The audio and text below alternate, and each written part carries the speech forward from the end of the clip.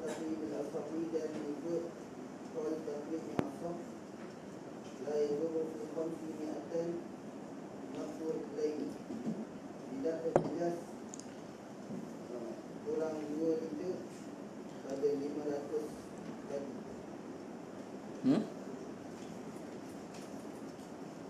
Apa dia tadi? Macam mana lafaz dia?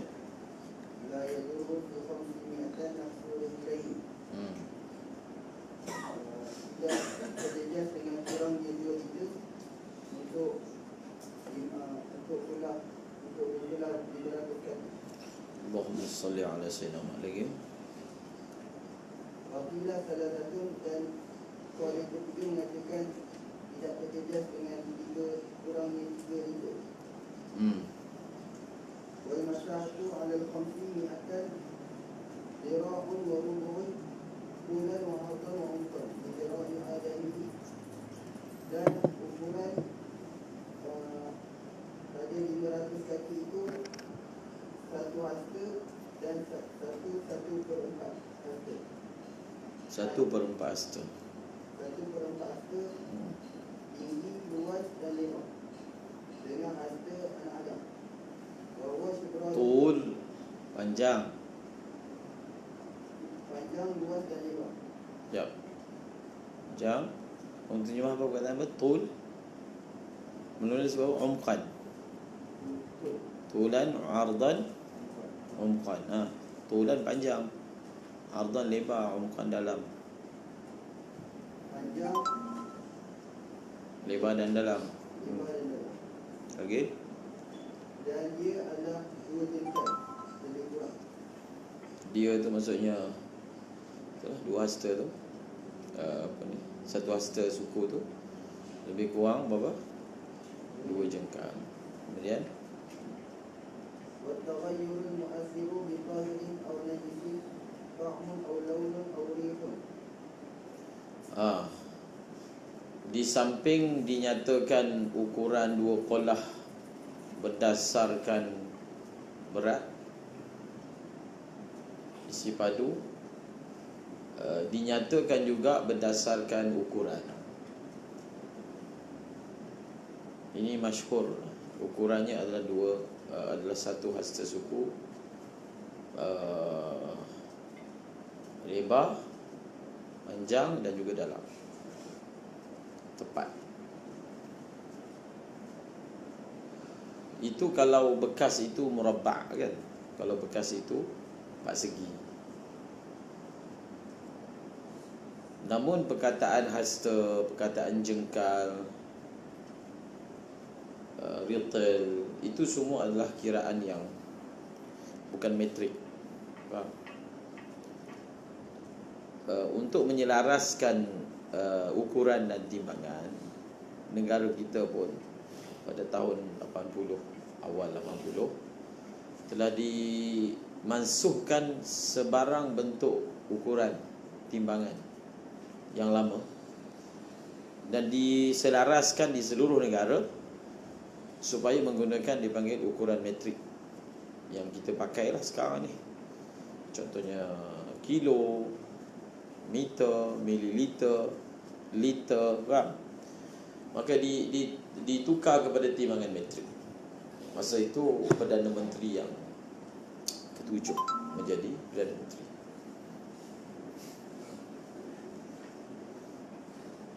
Pada awal menjadi Perdana Menteri.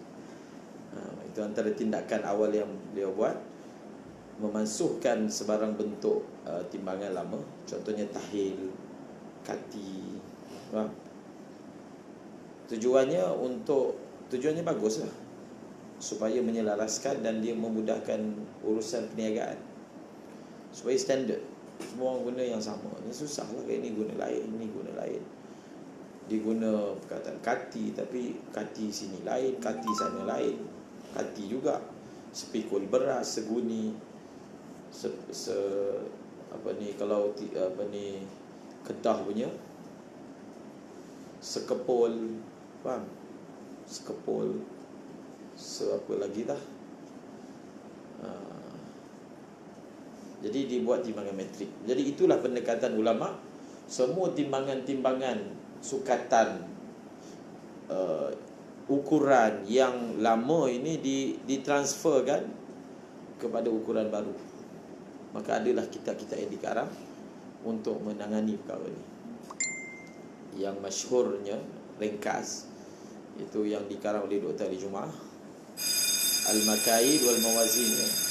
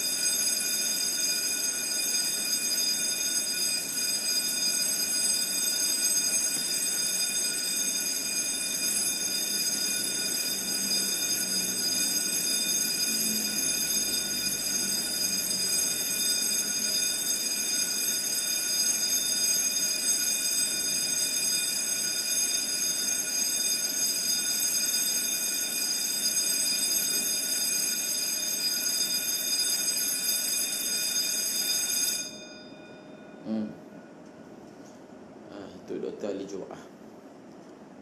Di situ kamu akan temui lah. Itu pun berlaku khilaf juga. Logik. Sebab untuk transferkan dua kolah kepada retail ada 3 pendapat mazhab Syafi'i.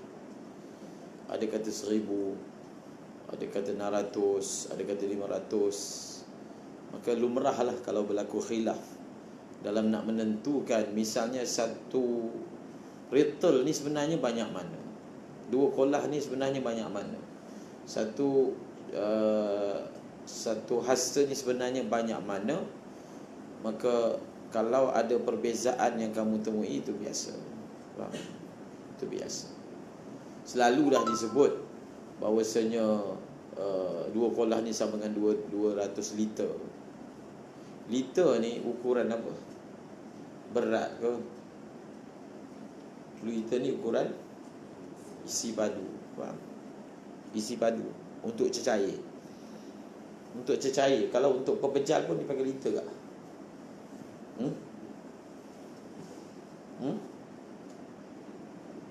Untuk berisi padu lah, isi padu cecair.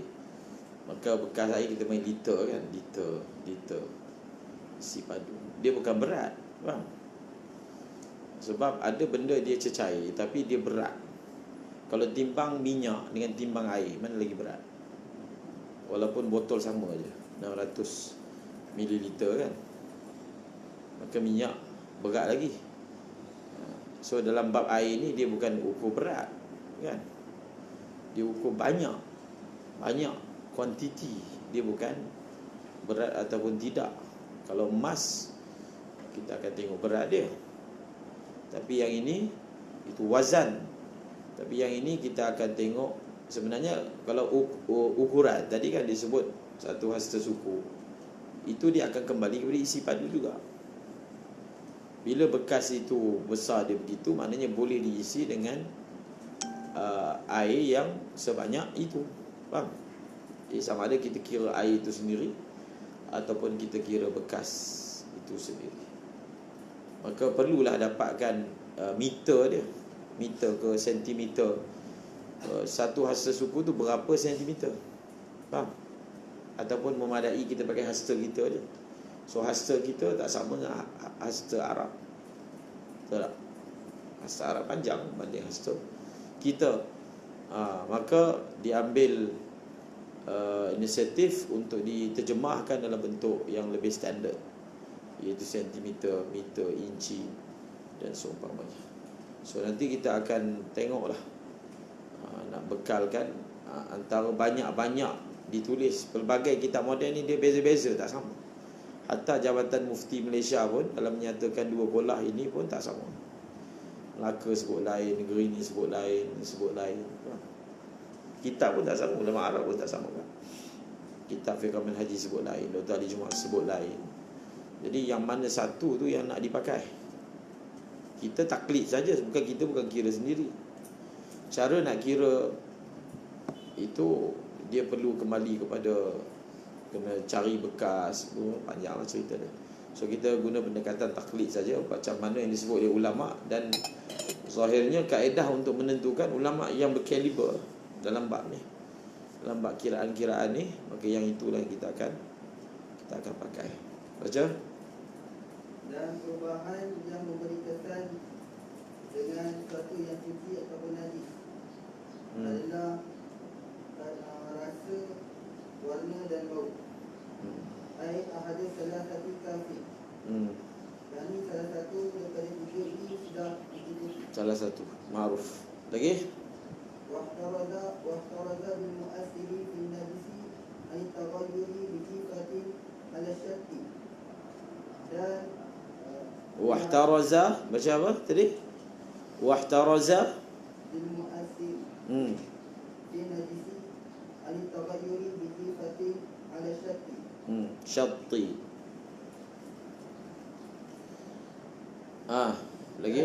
Dan muhtarazat untuk kain mu'assir pada najis adalah daripada perubahan disebabkan bangkai yang berada pada tebing. Tebing, saya dah sebut dah masalah. Lagi? Jadi najis ini yang akan menjejaskan air ataupun cecair yang lain bila apa? Pertama, najis itu kena. Syarat dia mesti kena dengan air itu. Tak kisahlah najis itu jenis mukhalid ataupun mujawir. Tak ada tafsil itu ketika membincangkan najis. Kalau kena je najis pada air, kita tengok pula air itu banyak mana. Kalau air itu kurang 2 kolah, semata-mata kena, maka mutanajis. Kalau air itu 2 kolah, maka kita perlukan dia itu berubah untuk kita hukum bahawasanya air itu mutanajis. Perubahan itu salah satu sahaja, warna atau bau atau rasa, tidak disyaratkan kesemuanya.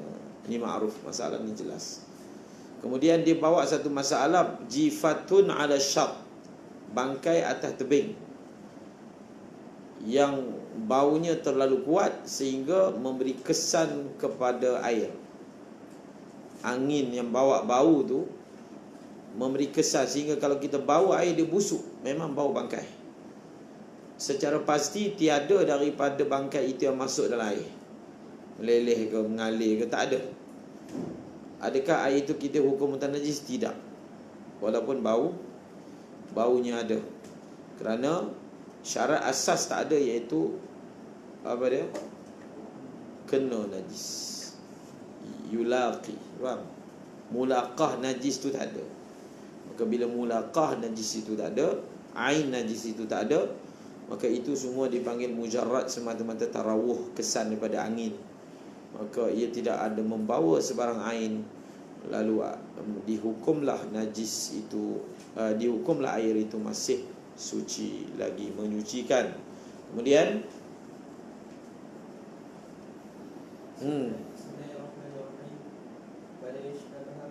habis kita telah baca air musyammas, air mutlak, air mustaghayyir, air mutanajis, 4. Kamu dah boleh buat sendiri dah. Dah boleh bayangkan macam mana nak buat rajah dia. Betul tak? Air mutlak terbagi kepada 2, makruh, ghairu makruh.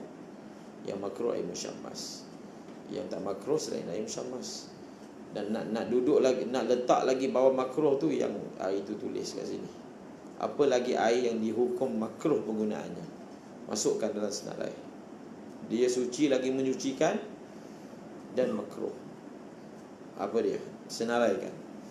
Kemudian yang kedua, air ini suci tapi tidak menyucikan. Ada 2 bahagian. Pertama air musta'mal, yang kedua air mutaghayyir bitahirah, dengan syarat-syaratnya. Nombor 3, air mutanajis. Faham? So air mutanajis kalau nak bahagikan kepada 2. Yang pertama kurang 2 kolah, yang kedua 2 kolah. Maksudnya mutanajis kurang 2 kolah ni kena najis, bas, memadai, walaupun tak berubah. Yang 2 kolah ataupun lebih, mutanajis, kena najis dan berubah. Kemudian kita bahaskan pula cara nak pulihkan air. Dia ada 2 tahap. Satu, nak pulihkan air daripada dia hanya suci tidak menyucikan kepada tahuriyah, dia menjadi apa? Suci lagi menyucikan. Air apa yang kita nak pulihkan? Air jenis apa? 2 kan? Yang pertama air musta'mal, yang kedua air mutaghayyir. Yang kedua, air mutanajis. Bagaimana nak pulihkan air mutanajis? Maka kita kena bahagikan. Air mutanajis ada 2 jenis kan, kurang 2 kolah dan satu lagi 2 kolah. Itu bab memulihkan air. Jadi nak pulihkan air yang mustakmal, satu je cara, satu je. Tambah sampai jadi 2 kolah. Bas. Tambah sampai jadi 2 kolah. Sama ada kita tambah pakai air mutlak ataupun kita tambah pakai air mustakmal, tak ada masalah. Okey, tak ada masalah. Yang kedua, air mutaghayyir. Bagaimana kita nak pulihkan dia? Dengan 2 cara. Pertama, dia satu je lah. Dia pulih dengan hilang dia punya perubahan. Faham? Satu. Tapi nak hilang perubahan tu dia boleh dengan 2 cara. Pertama, hilang sendiri. Yang kedua, hilang dengan mukatharah, tambah air. Tambah air sampai hilang. Bas. Sudah ada khilaf lah tentang misk, za'faran semua. Kemudian air mutanajis yang kurang 2 kolah, cara nak pulihkan dia tambah sampai jadi 2 kolah. Dengan syarat perubahan dah tak ada. Ataupun dia memang masa kurang 2 kolah pun tak ada berubah, tak apalah. Kemudian air yang 2 kolah pula, cara nak pulihkan dia satu je cara. 2 cara lah. Pertama, perubahan tu hilang sendiri. Ataupun kalau perubahan tu hilang sendiri, okey tak? Najis tu perubahan tu hilang sendiri. Dia sama tak macam air mutaghayyir? Sama. Sama je. Ataupun kita tambah air sampai hilang. Faham tak?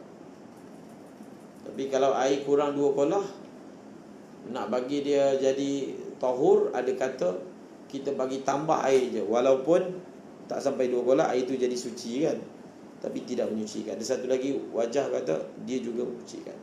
Itu khilaf-khilaf yang ada lah seputar tu. Halas, habislah. Itulah khulasah dia. Faham?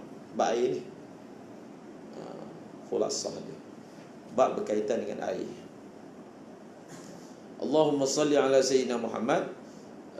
Sekarang ni dalam kitab Takrirat misalnya, dia bahagikan macam ni. Dalam Yaqutun Nafis, pembahagian ni bagus sebab dia jadi peta minda. Peta minda ni bagus untuk bantu kita belajar. Dia kata bersuci ni perbuatan kan, dia ada alat dia. Nak bersuci ni dia ada alat dia. Dengan alat tu lah kita boleh bersuci. Dia panggil wasail, wasailut taharah. Wasilah dengannya kita boleh bersuci, kita boleh melakukan perbuatan bersuci. Maka alat bersuci ni apa? Pertama, air. Betul tak? Air ni dia cover apa? Bersuci jenis apa?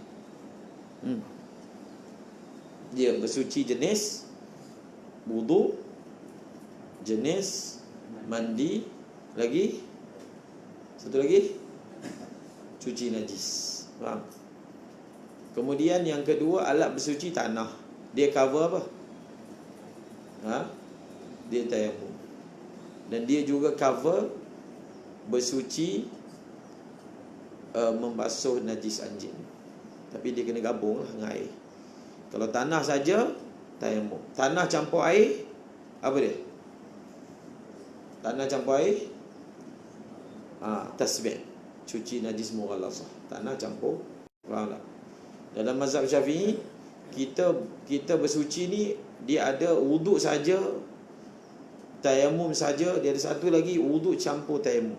Maksud dia punya cara bersuci tu kena wuduk campur tayammum, macam orang yang kena balut. Faham? Dia wuduk dan tayammum. Kemudian itu dah nombor 2. Nombor 3 ni, untuk bersuci, alat dia dabir. Dabir ni apa? Iaitu sebarang alat untuk samak kulit. Yang kamu belajar lah, kelak nanti akan belajar dan telah pun belajar, pun kita masukkan dia sebagai alat. Faham? Suci, dabir. Yang ketiga apa? Yang keempat apa? Sebagian ulama jadikan dia batu ataupun yang semakna dengan batu, istinja. Dalam kitab tahrir, takhallul, menjadi cuka. Faham? Arak menjadi cuka. Itu pun salah satu proses untuk mensucikan sesuatu. Dipanggil ihalah, bertukar. Khalas. Kita kembali kepada tadi poin tadi. Bersuci, kemudian dia ada wasilah ataupun dipanggil wasailut taharah. Ada 4 lah. Kemudian dia ada wasailul wasail. Wasilah kepada wasilah. Benda ni Baijuri pun sebut juga. Dan Taqiyat tu ambil dia Baijuri lah. Dia adalah wasilah kepada wasilah. Sebenarnya wuduk pun wasilah juga kepada semayang. Faham? Tapi kita tengok dari sudut bersuci, tak tengok sudut semayang. Maka dia adalah maksud.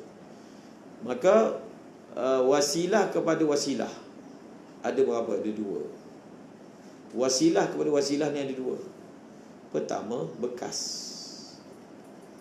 Bekas ni dia wasilah kepada wasilah. Contohnya satu orang dia ambil wuduk, dia kena pakai air. Supaya satu orang tu dia boleh pakai air, dia kena ada apa? Inak. Faham? Kalau tak, air tak terapung. Air terapung. Air dia mesti berada di sesuatu. Dia ada kat paip pun bekas juga. Paip tu dikira inak. Faham? Ada kat mana? Maka bekas. Sebab itu nanti lepas habis ni kita akan belajar bab bekas. Kenapa dalam kitab fiqh suka letak bab bekas ni awal? Ni akan babul awal ni. Sebab apa bab bekas ni ada kaitan dengan bersuci? Sebab apa? Nak bersuci ni kena pakai bekas, ghalibnya ataupun semestinya. Jadi kena tahulah bekas yang nak pakai itu bekas yang macam mana. Jangan pakai bekas emas, perak. Kemudian itu wasilah pertama, wasilatul wasilah ataupun wasailul wasail. Wasailul wasail yang kedua adalah apa? Ijtihad. Faham? Wasilah kepada wasilah yang pertama adalah bekas, awani. Wasilah kepada wasilah yang kedua adalah apa? Ijtihad. Sekarang ni kita nak belajar yang tu lah. Sekarang yang ibarat yang nak baca sekarang ni, nak bahaskan tentang ijtihad. Jadi apa maksudnya ijtihad ni? Dia wasilah kepada wasilah. Kita nak ambil wuduk, kita perlukan air. Masalahnya ada 2 bekas yang terisi dengan air. Salah satu daripada bekas itu secara pasti mutanajis. Kita confirm daripada 2 bekas, 1 bekas mutanajis. Isunya ishtibah. Kita tak ingat ataupun berlaku keliru antara A dan B ni, yang mana satu sebenarnya mutanajis. Faham?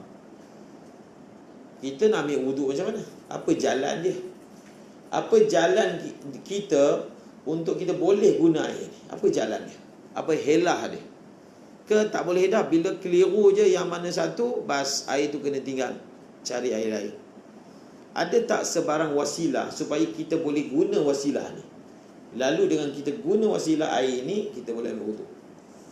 Apakah wasilah kepada wasilah? Itu dia panggil wasilah kepada wasilah. Dengan wasilah tersebut kita boleh akses pada wasilah, iaitu air. Ataupun dengan bahasa mudah lagi, dengan perantaraannya kita boleh guna air yang telah berlaku istibah, ketidakpastian padanya. Maka wasilah dia adalah apa? Ijtihad. Ijtihad adalah wasilah, jalan yang dengannya kita bolehlah guna air yang tak ingat yang mana satu sebenarnya yang mutanajis, yang mana satu suci. Maka dimasukkanlah pembahasan tentang ijtihad di dalam kitab ini. Baca.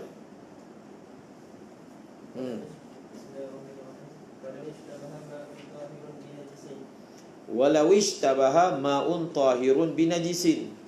Kalaulah berlaku kekeliruan air yang suci dengan air mutanajis. Binajisin air bimutanajisin. Faham? Binajisin air bima'in mutanajisin. Walau ishtabaha tahirun ay ma'un tahirun binajisin ay ma'in najisin. Mutanajisin. Kemudian ijtahada, hendaklah beristihad ia. Lagi? Lepas dia ijtihad dan dia berat sangka bekas mana itu yang sebenarnya suci, maka bersucilah ia bima zannah taharatahu. Bima maksudnya biina'in atau bima'in fi ina'in zanna taharatahu. Maka dia ijtihad, kemudian ijtihad dia bawa dia kepada zan bahawasanya bekas A sebenarnya yang suci, ataupun bekas B, pakailah mana dia berat sangka itulah yang suci, pakai. Nampak tak apa yang dimaksudkan ijtihad itu adalah wasilatul wasilah.